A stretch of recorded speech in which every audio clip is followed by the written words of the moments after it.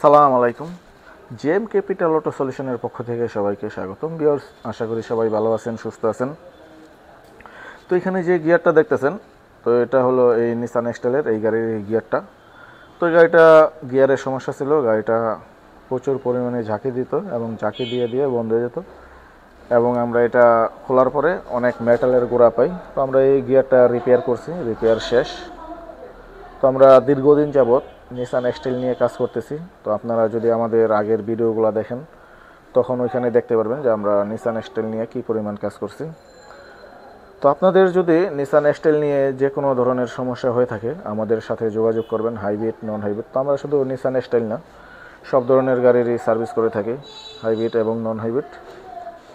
তো এই গাড়িটা আমরা গিয়ারটা রিপেয়ার করছি। আমি যদি আপনাদের আরও কিছু দেখাই,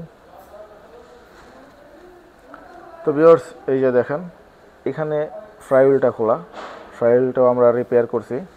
তো একটা ফ্রাই হুইল রিকন্ডিশন আসলে অনেক দাম, এবং কয়দিন টিকবে এটাও কোনো গ্যারান্টি নেই। তো এই যে দেখেন, এই ফ্রাই হুইলটা আমরা রিপেয়ার করছি, এবং খুব কম বাজেটে।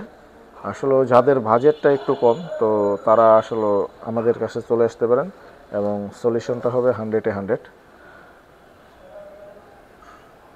এই যে দেখেন, তো এইখানে আরও একটা গাড়ি, তো এটা হচ্ছে টয়োটা এক্সিও। এটা 2017 মডেলের একটা গাড়ি। তো এই গাড়িটা আমরা এসি সিস্টেম নিয়ে কাজ করতেছি, এটা নন হাইব্রিড।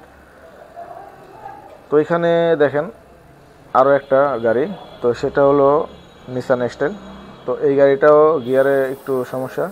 তো আমরা এটা তেলটা চেঞ্জ করব এবং বাল বডিটা সার্ভিস করব। এই গাড়িটাও জ্যামের ভিতরে বন্ধ হয়ে যায়, তো এই সমস্যাটা নিয়ে আমাদের কাছে আসছে।